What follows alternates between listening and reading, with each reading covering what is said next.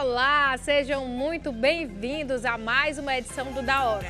Na edição de hoje, iremos trazer denúncias de moradores do Conjunto Ceará em Fortaleza, teremos também as últimas notícias sobre a redução do ICMS do país, teremos também o cenário político do país em ano de eleições, além das operações da Polícia Federal, tudo isso e muito mais agora no seu Da Hora.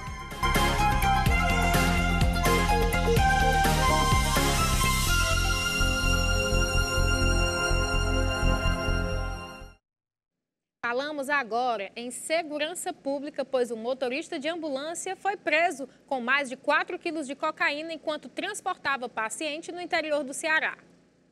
Um homem foi preso nesta segunda-feira transportando 4,2 kg de pasta base de cocaína em uma ambulância vinculada ao Hospital Regional de Iguatu, no centro-sul do Ceará. No momento da prisão, ele transportava um paciente vindo de Fortaleza para Iguatu. O motorista, que já responde por tráfico de drogas e associação para o tráfico, é servidor público municipal. A Polícia Militar informou que o suspeito dirigia a ambulância quando foi abordado em frente ao posto de fiscalização do Batalhão de Polícia de Trânsito Urbano e Rodoviário Estadual. Durante a vistoria no veículo, os policiais encontraram, além da droga, uma quantia em dinheiro, uma máquina de cartões e um aparelho celular que foram apreendidos. A Secretaria de Saúde do município confirmou que a ambulância pertence ao município e que está disposta a colaborar com a polícia, repassando as informações necessárias e tomando as medidas administrativas cabíveis em relação ao caso. O servidor público foi preso em flagrante e encaminhado à Delegacia Regional de Iguatu, onde foi autuado novamente por tráfico de drogas. Agora, a Polícia Civil vai seguir com as investigações sobre o caso. A apreensão foi realizada pela Polícia Civil em parceria com a Polícia Rodoviária Estadual.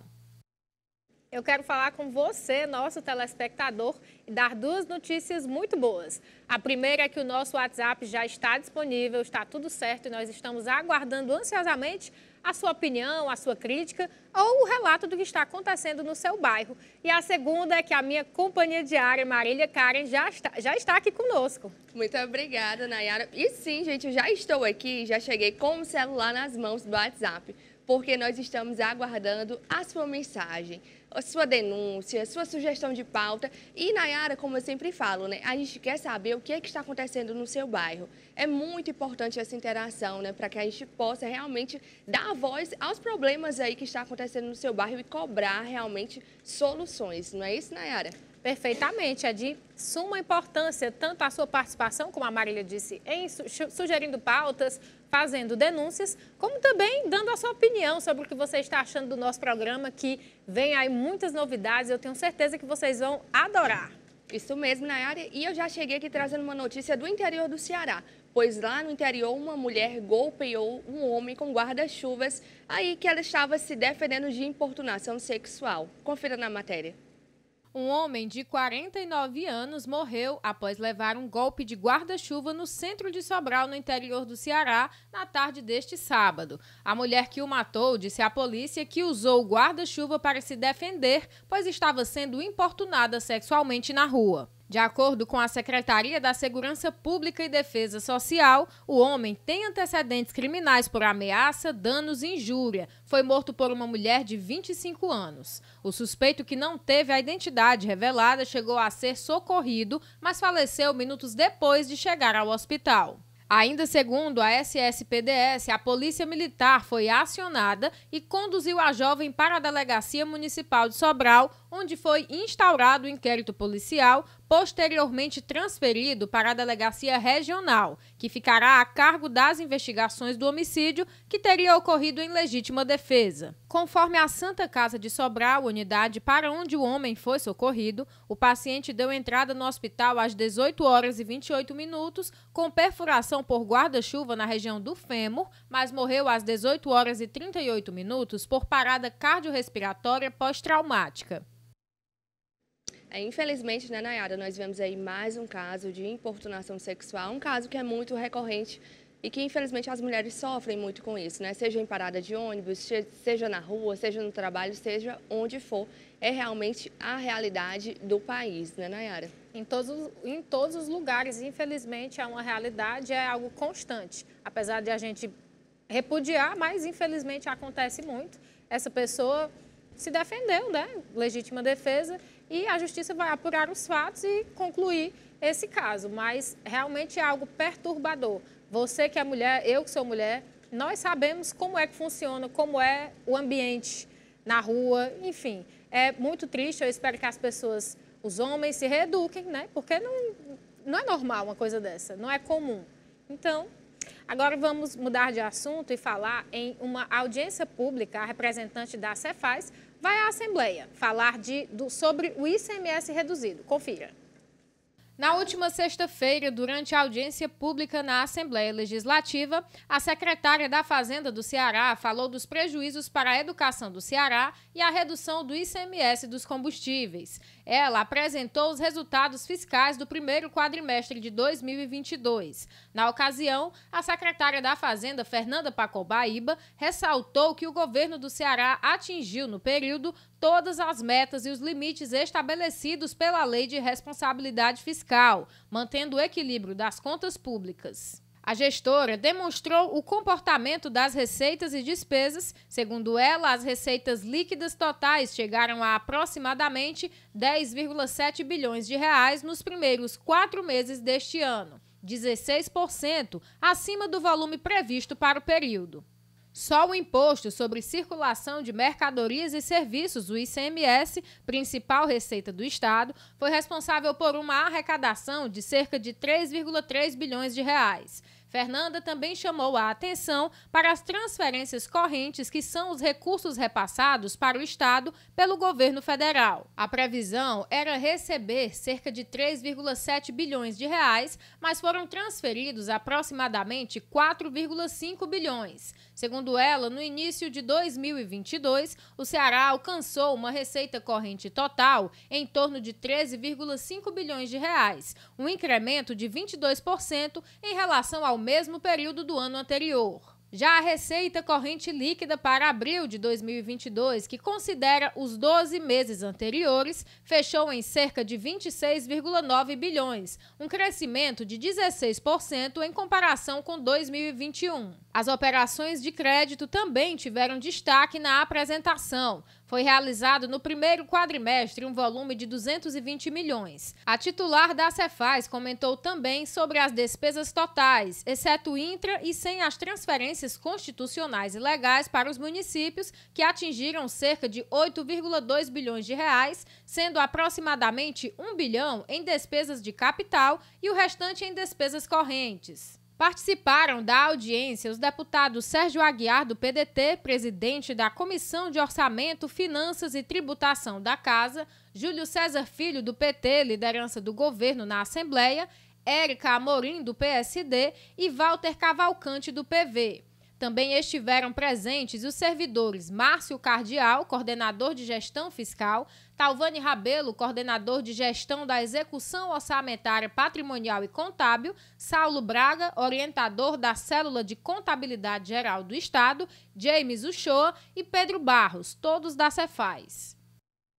E nós já voltamos agora com a participação do nosso telespectador. Eu gostaria aqui de registrar um abraço para Regina, Rosimari, Geraldo, Ivoneide, Miguel Silva, Dijaci Costa e Joaquim. E eu gostaria de pedir que quando você enviar a sua mensagem, nos fale de onde que você nos assiste. Fale qual é o bairro, de onde é, né, Nayara? Porque a gente gosta realmente de ter esse feedback, de ter a sua mensagem. Muitas pessoas elogiando aqui o Da Hora, falando que estão sempre acompanhando. E realmente muita gratidão a vocês que estão aqui diariamente, nossos telespectadores muito queridos. E agora vamos falar que depois de 5 semanas de suspensão por conta da greve de servidores, o Banco Central divulgou na última segunda-feira o Boletim Focus. Confira. Após 5 semanas de suspensão por conta da greve dos servidores, o Banco Central divulgou a projeção mediana do Boletim Focus. Para o IPCA, Índice Nacional de Preços ao Consumidor Amplo, o mercado financeiro prevê inflação em torno de 9% ao ano. A taxa básica de juros, a Selic, deve fechar o ano em 13,25%. Atualmente, a Selic está em 12,75%. No boletim parcial, o mercado projeta um crescimento em 2022 de 1,2% do Produto Interno Bruto, o PIB, soma de todos os bens e serviços produzidos no país. O Focus também trouxe a expectativa do mercado em relação ao câmbio. Para 2022, o dólar deve ficar em R$ 5,05. A edição do boletim tem informações parciais das projeções do mercado financeiro, feita até a última sexta-feira, dia 3. Marília, e hoje nós comemoramos o quê? O Dia da Liberdade de Imprensa. Como é importante, né, Nayara? Isso, a liberdade de imprensa na nossa profissão, que realmente nós estamos aqui sempre com um papel investigativo, o papel realmente de cobrar respostas, de mostrar os fatos. Então, é de extrema importância que a imprensa seja livre, que a imprensa possa falar realmente os fatos e que não haja censura, não é isso, Nayara? Exatamente. Até pouco tempo atrás, nós no Brasil e no mundo já tivemos problemas com isso, de você estar aqui noticiando, chegar alguém dizendo, não, você não pode dar esse tipo de notícia. E a imprensa livre é pré-requisito principal de se ter uma imprensa, de se ter uma democracia. Então, é de muita importância. E que bom que nós vivemos em um país livre, que a gente pode chegar aqui nessa bancada, né, Nayara, e realmente falar os fatos, mostrar o que está acontecendo no seu bairro, na sua cidade, cobrar respostas de prefeitura, de governantes, sem ter medo nenhum. É isso que nós fazemos aqui nessa bancada, né, Nayara? Realmente nós não escondemos os fatos, nós temos esse compromisso com você, nosso telespectador. E agora, Nayara, eu gostaria já de falar para você que nós vamos para um rápido intervalo, mas na volta tem denúncia de telespectador que já nos enviou aqui o que estava acontecendo na Rua A, lá no Conjunto Ceará. Você aí do Conjunto Ceará, fique aí ligadinho e acompanhe daqui a pouquinho essa matéria. Nós vamos agora para um rápido intervalo.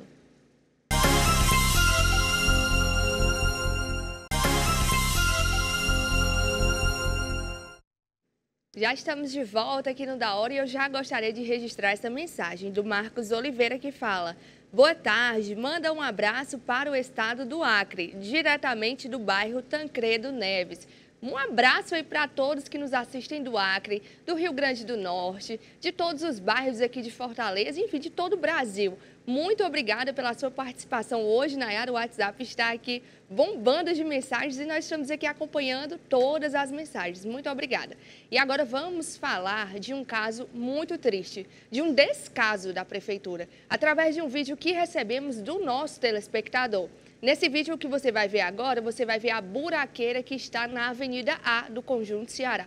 E o que nós queremos saber, Nayara, é cadê a operação Tapa Buraco? Nós estamos cobrando essa resposta. Confira. Esse vídeo agora vai para o senhor Bardavil, TV União. Olha, é um sofrimento aqui na Avenida A, dando continuidade da José Torres até o Conjunto Ceará. Granja Lisboa, Granja Portugal, até o Conjunto Ceará, José Torres, a Avenida A, é sofrimento. O lixo tomando de conta de toda a avenida. E pior de tudo isso é o sofrimento dos motoristas, que pagam IPVA para transitar neste lugar. Olha o sofrimento do motorista para passar aqui na Avenida A, José Torres.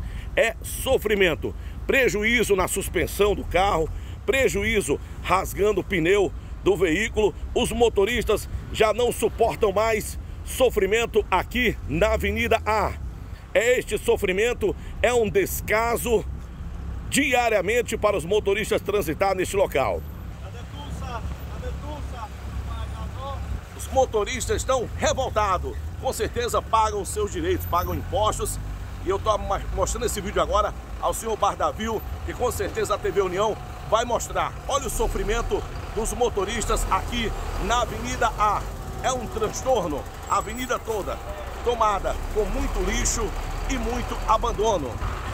É sofrimento, sofrimento diariamente aqui na Avenida A. Avenida A que liga José Torres, Avenida A. Inicia na Granja Lisboa, vem pela Granja Portugal, aqui na Avenida A. Lembrando que o prefeito prometeu em 100 dias tapar todos os buracos de Fortaleza. Um valor de 60 milhões. 60 milhões. E o transtorno continua. Queiroz do Povo, da Avenida A, para a TV União. Grande abraço ao Bardavil. Muito obrigada, Queiroz, por denunciar o que está acontecendo na Avenida A do Conjunto Ceará. É um verdadeiro descaso, porque, como ele falou, realmente, a suspensão do carro, Nayara, quem é que vai pagar? Quem é que vai pagar se um pneu fura e um buraco desse? Quem é que vai pagar se uma moto fica aí dentro? Como a gente até noticiou, não foi, Nayara? Uma senhora caiu dentro de um buraco. Então, assim, é realmente um descaso e cadê? Porque, assim, a indústria da multa não para. É multa atrás de multa o tempo todo. Então, deveria ser utilizado realmente para melhorar essas vias. Não tem como continuar dessa forma. A população, ela pede que seja realmente vista a situação. E não somos nós que estamos falando, né? Como foi passado aí, cadê o prefeito? Passou o senhor no carro e perguntou. Então, realmente, as pessoas querem saber cadê a prefeitura nesse momento, Nayara? Exato, você me perguntou quem paga e existe uma lei que garante que o responsável por qualquer dano causado por buracos em vias é o responsável pela via, né? O responsável por cuidar daquela via. E aí vem o questionamento que eu quero perguntar, saber da Marília e de você, principalmente de você, telespectador. Nós que circulamos normalmente aqui pela área mais nobre de Fortaleza, eu, pelo menos, nunca vi, eu quero que você me diga se você já viu, eu nunca vi a Dom Luiz e a Santos Dumont com buraco assim. Não existe essa possibilidade. Essas ruas estão sempre sendo, tendo manutenções, né? Então, eu fico me perguntando por quê que na Aldeota, no Meireles, nos bairros mais nobres de Fortaleza, tudo é mantido ok, não existe lixo na rua, não existe buraco na rua. Eu, pelo menos, nunca vi. Eu quero que você me diga, telespectador, se você já viu. Eu quero saber também de você, Marília Karen, se você já viu isso, porque eu nunca vi. Olha, Nayara, é porque se tem buraco é resolvido muito rápido. O que acontece é isso. Pode até surgir buraco, mas é resolvido muito rápido porque depende de quem pede. Mas nós estamos aqui na bancada realmente para representar todos esses bairros e trazer à tona o que tem acontecido, porque é buraco atrás de buraco. E nós ouvimos falar e da operação tapa-buraco, que até então não temos visto resposta. Me corrija se eu estiver errada, mas eu vi que teria 100 dias para tá tudo ok. E nós estamos aqui investigando e esperando realmente esclarecimentos. E também, como sempre falamos, aqui no Da Hora, aqui na TV União, fica o espaço aberto para a Prefeitura esclarecer o que tem acontecido nos bairros de Fortaleza, porque a população, ela pede respostas. Nayara, e agora o que teremos? Marília, agora nós vamos falar de algo que tem chamado a atenção dos consumidores. Produto menor e o preço maior. Vamos ver agora, vamos conhecer o que é reduflação, que é uma tática feita pelas indústrias de alimentos que vivem gerando reclamações dos consumidores. A prática não é nova, mas em tempos de inflação ficou mais evidente nas prateleiras dos mercados. E as queixas têm se multiplicado na internet. A alta nos preços já ganhou até apelido, reduflação, ou seja, a inflação pela redução do peso ou pelo encolhimento dos produtos. A reduflação, também conhecida como maquiagem do produto, ela é um fenômeno de quando as empresas fornecedoras de produtos, elas diminuem a quantidade daquele produto que já é habitualmente vendido, né, ofertado ao mercado. Então, é o exemplo da empresa que vendia refrigerante na quantidade de 600 ml e o mesmo refrigerante agora passa a ser vendido, comercializado com a quantidade menor, uma quantidade, por exemplo, de 500 ml. Esse é o fenômeno da reduflação. Embora a prática não seja ilegal, as mudanças precisam seguir alguns critérios e os fabricantes são obrigados a informar a alteração. O fenômeno da reduflação, ele não é ilegal, no sentido de que a empresa ela não está proibida de diminuir a quantidade que existe dos seus produtos, a quantidade por produto, né? Agora, essa prática ela é regulamentada, ou seja, ela precisa atender principalmente aos direitos relacionados à informação do consumidor. E o próprio Ministério da Justiça editou portaria regulamentando essa questão. De acordo com o advogado Marcos Feitosa, o consumidor que se sentir lesado poderá procurar ajuda. Se ele encarar uma situação em que a empresa ela não trouxe de maneira clara na embalagem a diminuição da quantidade do produto, ele deve fazer reclamação perante os órgãos de proteção e defesa ao consumidor, como, por exemplo, o PROCON, a Senacom, e pode também reclamar perante o próprio Ministério da Justiça. Segundo o advogado, as empresas que não informarem as mudanças sofrerão penalidades. Essas empresas, durante o processo vai ser avaliado se realmente houve aquela infração à norma, né, tanto a norma ao Código de Defesa do Consumidor como a portaria do Ministério da Justiça, e se realmente for comprovado e o julgamento do órgão entender que houve a violação, essas empresas poderão ser multadas e, além disso, certamente deverão adequar as embalagens dos seus produtos às regras referentes a isso. E a população está atenta às mudanças. A gente percebe que a quantidade está menor e com o preço muito mais caro. O que é que eu faço? Eu parto para outro produto. O leite, o macarrão, o açúcar, ele está vindo menos e está sempre mais caro. Sempre está vindo, praticamente 2 das semanas o preço está aumentando muito. E temos aqui a participação da nossa querida telespectadora que sempre nos envia mensagens, a Sandra Farias. Está elogiando, viu, Nayara Mello? Está aqui elogiando a bancada. Muito obrigada, querida. Temos aqui também o Chico João Safoneiro, que sempre participa, o Leonardo Lima, temos o Magno do José Walter. Então, assim, realmente, vocês estão participando da hora e é isso que nós queremos. Vocês nos ajudam a fazer aqui essa bancada. E agora no domingo, dia 12 de junho, você sabe o que é que vai ter, Nayara? Sim, Marília, é comemorado o Dia dos Namorados, né? Que as pessoas se presenteiam, os namorados se presenteiam, saem para jantar, enfim, comemoram à sua maneira. Isso mesmo, e agora no dia 12 de junho, o comércio deve movimentar em torno de 2,5 bilhões de reais. Confira. De acordo com o levantamento realizado pela Confederação Nacional de Dirigentes Lojistas e o SPC Brasil em todas as capitais brasileiras, quase 60% dos entrevistados pretendem comprar presentes. O comércio já vem aquecido desde o Dia das Mães. Portanto, estamos bem otimistas quanto ao crescimento das vendas do varejo agora nesse período, que aponta para um crescimento com relação a 2019 em torno de 5%, 4%, 6%, dependendo do segmento. Estima-se que o preço médio do presente por pessoa deve ser de R$ 196 e que os clientes deverão utilizar o parcelamento no cartão de crédito como principal forma de pagamento. O SPC Brasil, juntamente com a CNDL, fez uma pesquisa e encontrou o ticket médio, isto é, a média de preço que os produtos serão vendidos, isto é, que os namorados irão comprar, em torno de R$ 196. Esse dado é importante, mas ele pode ser dobrado, porque serão 2 presentes. O presidente da CDL de Fortaleza, Assis Cavalcante, listou os produtos mais procurados no Dia dos Namorados e a expectativa da injeção de mais de 18 bilhões de reais na economia. E os produtos mais procurados? Os namorados estão ávidos para comprar roupas, perfumes, acessórios, dentre outros produtos que fazem parte do dia a dia das pessoas. Vale acrescentar também que serão 18 bilhões de reais que serão postos na economia neste Dia dos Namorados em todo o território nacional. Thaís Matos e Elan Ramos estão com a data do casamento marcada. E este ano o presente do Dia dos Namorados será um jantar romântico. Bem, a gente está nessa luta aí de pagar as coisas do casamento, né? Planejando tal, as coisas também da casa nova que a gente tá na iminência aí de receber. Mas assim, em consciência entre a gente decidiu que não podia deixar passar em branco, né? Então a gente tá vendo aí um restaurante bacana para não deixar ela passar em branco e ser uma noite bem romântica. Até porque nós temos a linguagem de amor em comum, que é tempo de qualidade, né? Se vocês não conhecem, eu sugiro que conheçam os tipos de linguagem de amor. E presente físico, a gente não tinha essa preferência, né? Mas a gente não queria realmente deixar passar em branco.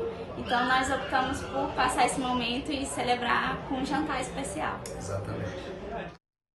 Uma data ótima, né, para quem vai comemorar. Mudando um pouco de assunto, a violência em escolas se torna tema de preocupação no Senado. Está marcada para a próxima quarta-feira, às 10 horas, uma audiência pública da Comissão de Educação com o tema como combater a violência nas escolas. A iniciativa partiu dos senadores Confúcio Moura e Wellington Facundes, que alegaram que a situação piorou com a pandemia de Covid-19. Segundo eles, a alta dose de informações negativas, a insegurança e o medo têm sido fatores de desgaste a atrapalhar a saúde mental dos adultos e não seria esperado que as crianças e adolescentes estivessem alheios aos mesmos estímulos.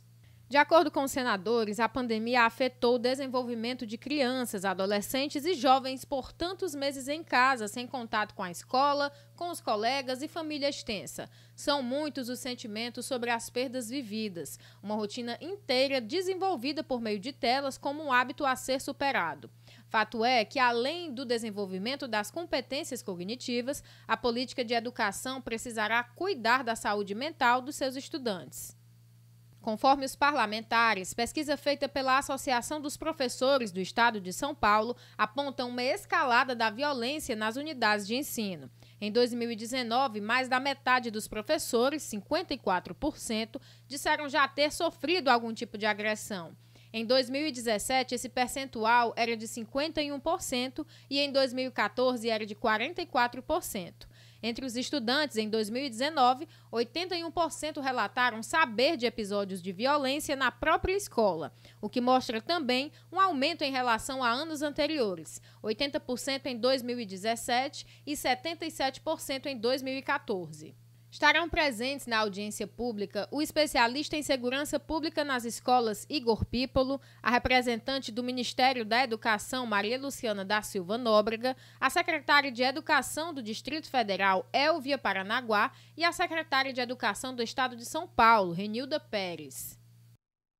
É realmente muito importante, né, Nayara, essas ações que visam aí o cuidado dos alunos nesse retorno agora para a sala de aula. Nós sabemos que acabou de passar uma pandemia onde foram em torno de 2 anos fora da sala de aula. E como foi falado aí, o aumento dessa violência pode também ser um fator desse isolamento. Então, é importante esse cuidado psicológico, palestra, ações, né, Nayara, que visem esse cuidado. Isso. Inclusive, Marília, eu queria chamar a atenção para uma coisa que eu soube que aconteceu aqui em Fortaleza, mas eu vi no jornal de circulação nacional, falando de uma questão relacionada à escola que agora, não sei se são alunos, quem são, mas algumas pessoas estão criando fake news nas escolas, escrevendo em paredes de banheiros, vai ter um ataque dia tal, mentindo, aí preocupa toda a escola, né?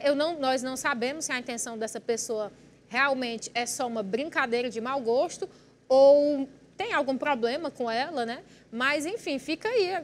Me lembrei desse caso agora e gostaria de chamar a atenção para isso. Porque se você que está me ouvindo agora faz isso com a intenção de brincar ou de chamar a atenção, isso não é uma brincadeira interessante. Existem formas muito melhores de você chamar a atenção do que fazendo isso, né?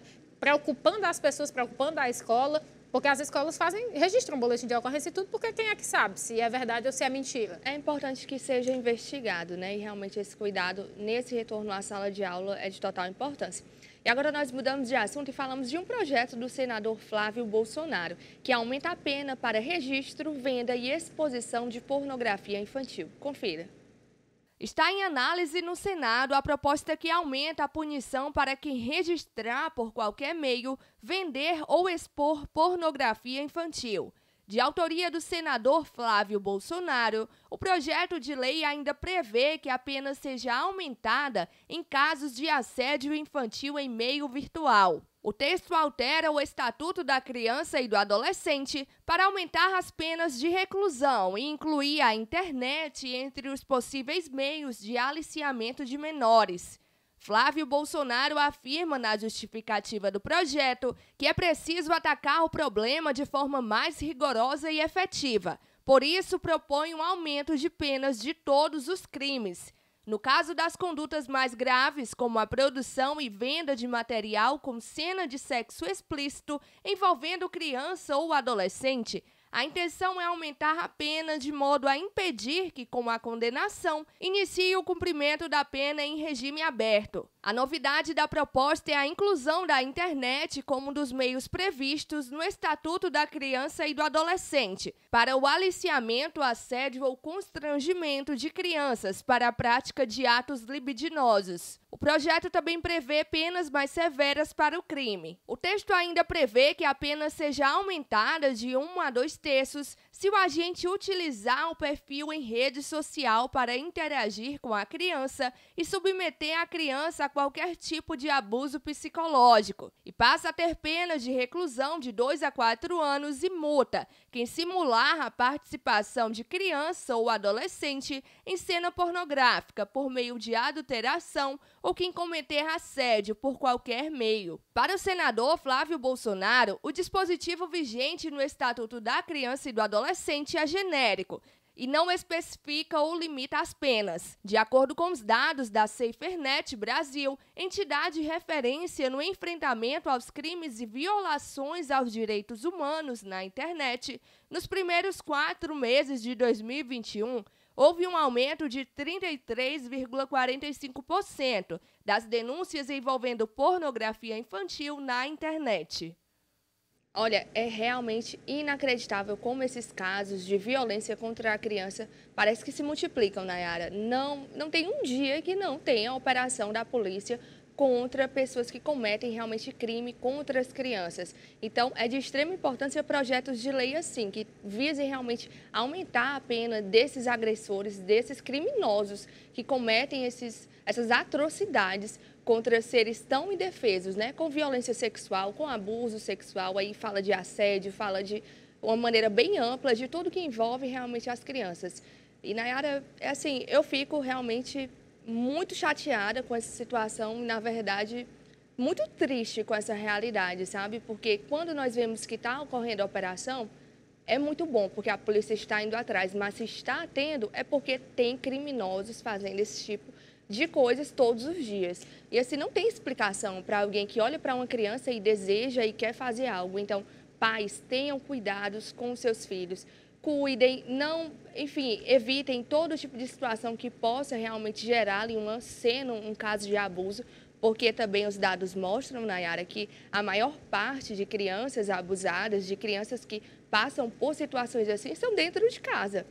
Não é um estranho que passa na rua e leva a criança. São casos de família, casos em escolas, enfim, vários ambientes próximos de confiança dos pais. Então, estejam atentos, porque todos os dias nós noticiamos isso com o coração partido mesmo, porque são seres indefesos que merecem proteção e cuidado. Sendo que isso, Marília, a gente tem que enfatizar, levar em conta que são subnotificados, que nem todos são noticiados. Aliás, não é nem que nem todos são noticiados, é porque nem todos são denunciados. O que é mais triste ainda, nós sabemos das denúncias que são feitas, que já é um número, infelizmente, muito triste. Imagine os que não são notificados. Então, como a Marília disse, você, pai, mãe, responsável de qualquer forma por uma criança, tenha cuidado, né? Preste atenção, porque, infelizmente, acontece, vem de onde nós menos esperamos. Isso é triste. Acabou agora o mês de maio, que teve uma campanha durante o mês todo,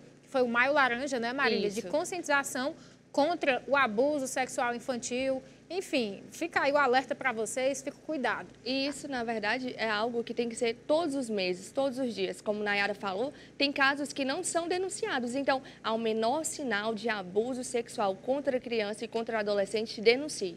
Não se preocupe, sua identidade não vai ser revelada. Então, assim, não deixe passar isso por suas mãos sem ter feito nada. Denuncie. Nós vamos agora para um rápido intervalo e daqui a pouquinho voltamos com muito mais notícias para você.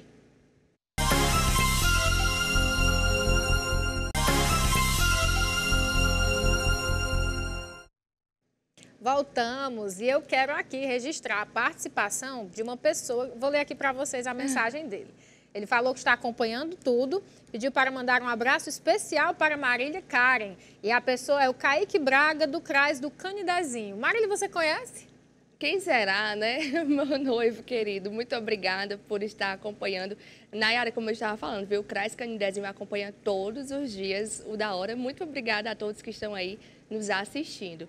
E nós já vamos agora falar do TSE. Isso porque o presidente do TSE se reúne com representantes do Telegram no Brasil. Confira. Na última segunda-feira, o presidente do Tribunal Superior Eleitoral, ministro Edson Fachin, se reuniu com o representante do Telegram no país. Segundo a agenda de Fachin, trata-se de uma visita institucional do representante ao presidente do TSE. O aplicativo de mensagens foi o último a firmar um acordo com a Justiça Eleitoral brasileira após uma série de tentativas realizadas no ano passado e no início deste ano. As tratativas só avançaram após o ministro Alexandre de Moraes determinar a suspensão do aplicativo em março deste ano. À época, Moraes atendeu a um pedido da Polícia Federal motivado pelo descumprimento de várias decisões judiciais pelo Telegram. Em maio deste ano, a plataforma oficializou o acordo de colaboração mútua para enfrentamento da desinformação. Foi o primeiro acordo do Telegram com um órgão eleitoral no mundo envolvendo cooperação e ações concretas. De acordo com o documento, que deve vigorar até 31 de dezembro de 2022, a parceria envolve a criação de um canal oficial do TSE na plataforma para divulgar informações oficiais sobre as eleições, suporte da equipe técnica do Telegram para o desenvolvimento de um robô para tirar dúvidas dos usuários sobre as eleições, além do desenvolvimento de uma nova funcionalidade na plataforma para marcação de conteúdos que contenham informações falsas. Falamos agora em saúde, pois a meningite volta a preocupar os órgãos de saúde. Conforme os dados do Ministério da Saúde, só nos primeiros 3 meses deste ano já foram notificados 141 casos. Confira. De acordo com especialistas, as meninges são membranas que ficam ao redor do cérebro e da medula espinhal, cuja função principal é proteger o cérebro e o sistema nervoso. A meningite é a inflamação da meninge, que é uma membrana que reveste o sistema nervoso central, como por exemplo o cérebro. Essa é uma condição de saúde, é uma condição médica de extrema importância porque pode levar a casos graves, incluindo sequelas e até o óbito. Conforme dados do Ministério da Saúde, só nos primeiros 3 meses deste ano já foram notificados 141 casos. Como a meningite ela pode ser causada por vários micro-organismos diferentes, como vírus, bactérias, fungos, até a bactéria da tuberculose, esses micro-organismos eles são mais frequentemente transmitidos pela via respiratória.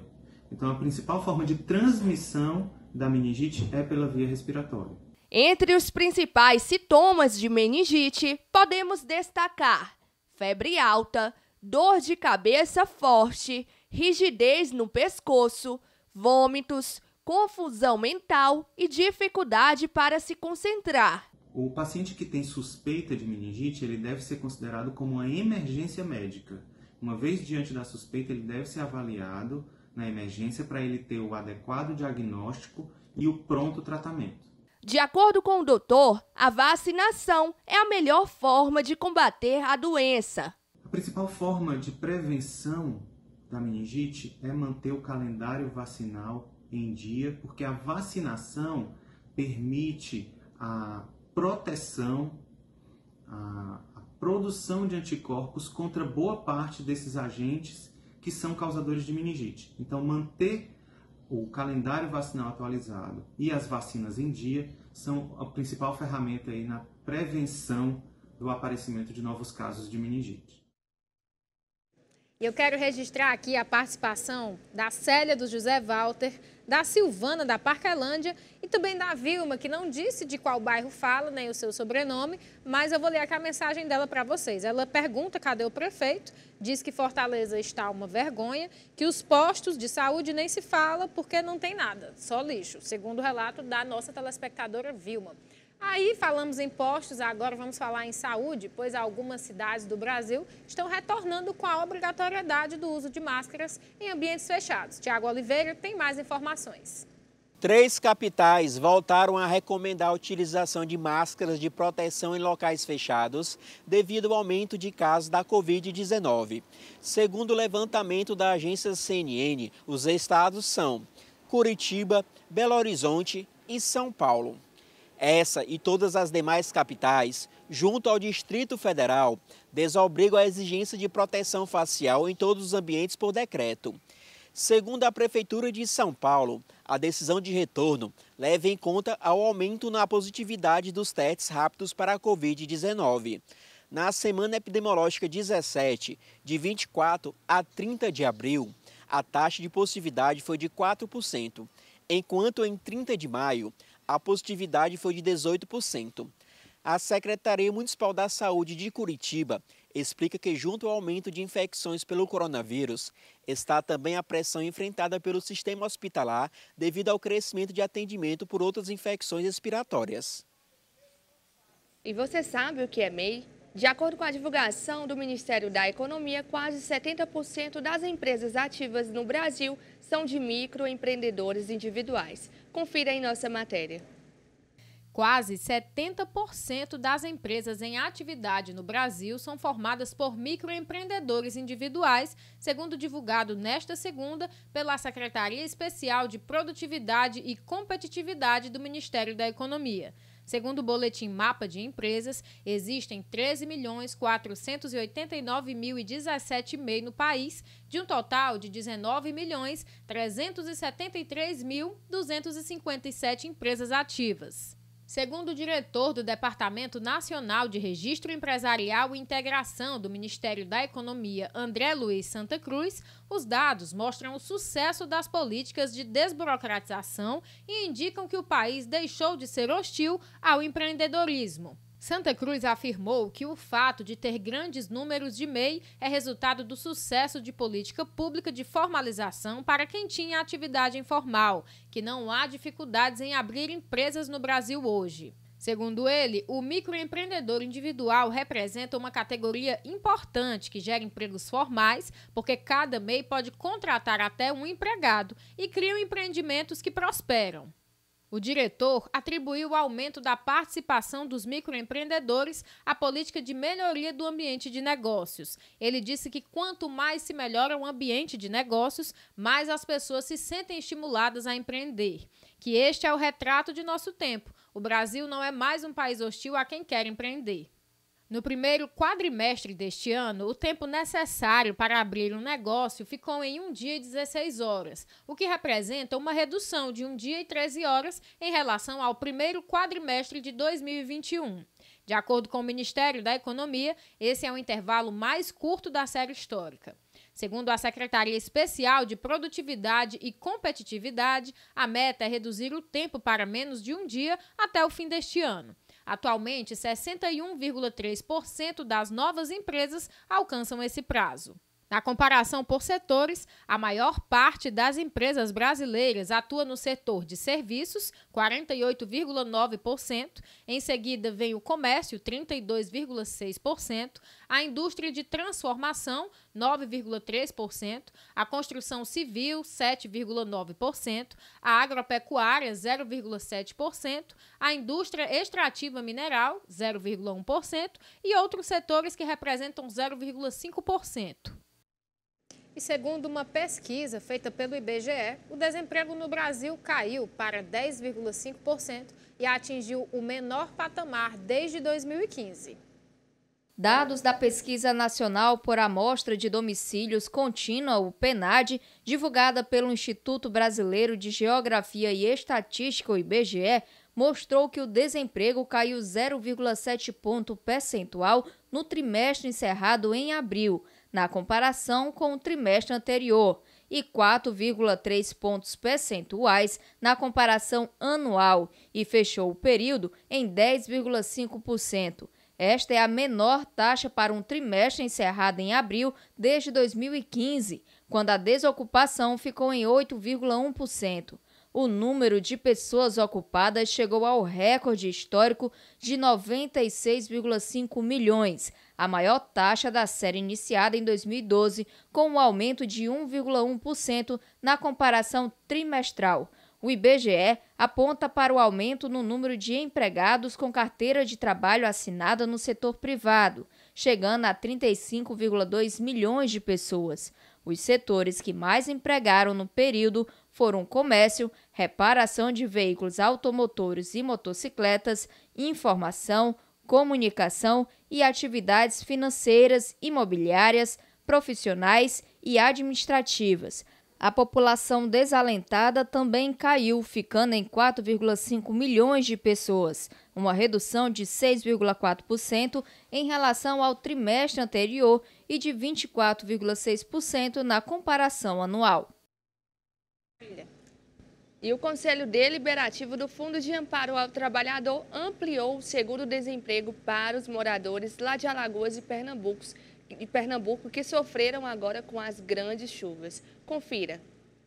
Trabalhadores dos municípios atingidos por fortes chuvas em Pernambuco e Alagoas terão seguro-desemprego ampliado. A decisão é do Conselho Deliberativo do Fundo de Amparo ao Trabalhador e foi publicado hoje no Diário Oficial da União. Segundo a resolução, a ampliação será por 2 meses em caráter excepcional e se aplica aos trabalhadores com empregadores nos municípios que declararam situação de emergência. Terão direito às 2 parcelas extras os trabalhadores que já recebem o seguro-desemprego, que foram demitidos no período de 1º de dezembro de 2021 a 31 de maio de 2022. As chuvas em Pernambuco deixaram mais de 125 mortos na capital Recife e em toda a região metropolitana.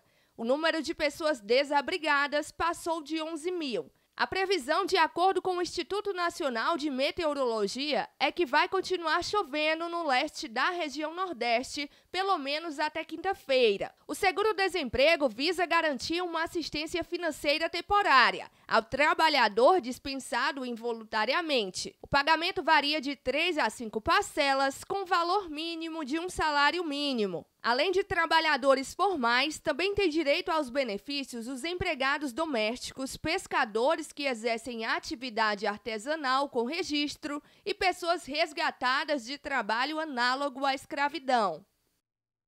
E em todo o mundo, estima-se que mais de 70 milhões de pessoas são afetadas por algum transtorno alimentar e, segundo a Associação Brasileira de Psiquiatria, é necessário ficar atento aos sinais da doença.